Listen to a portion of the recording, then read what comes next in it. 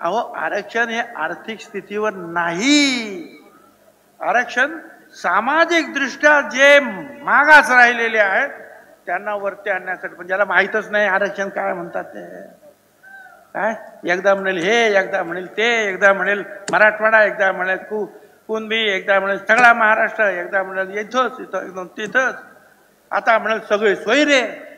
अरे सगळे सोयरे ते कुठून आणलं नवीन? मगाशी सगळ्यांनी सांगितलं. आपण वडिलांचं नाव लावतो की नाही, आडनाव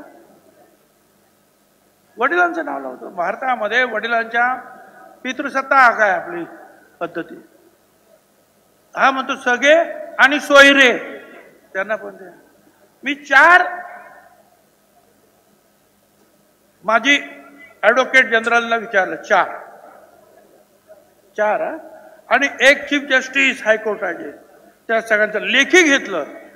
हे घ्या, हे असंच आहे काय. त्यांनी सांगितलं हे शक्यच नाही.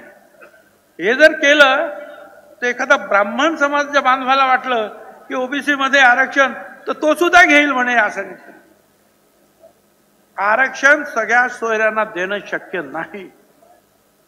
द्यायच्या असेल 8 लाख आम्ही हरकती घेतलाय, त्या सगळ्यांची जी आहे सुनावणी करा सुनावणी त्यांची. मी घेतल्याशिवाय राहणार नाही. अरे काय चाललेलं आहे. सगळ्यांनीच खरं म्हणजे जे आहे हे त्यांची जी सगळ्या पक्षांची भूमिका आहे ती स्पष्ट केली पाहिजे. ते सुद्धा फिरतायत काय, आमच्या नावाने शंख फोडतायत. आम्ही शांत आहोत,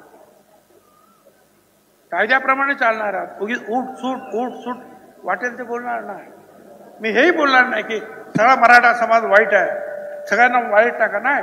पण जो ओबीसीच्या जीवावर उठला त्याला मात्र तुम्ही अजिबात सोडू नका, एवढंच मला तुम्हाला सांगायचं.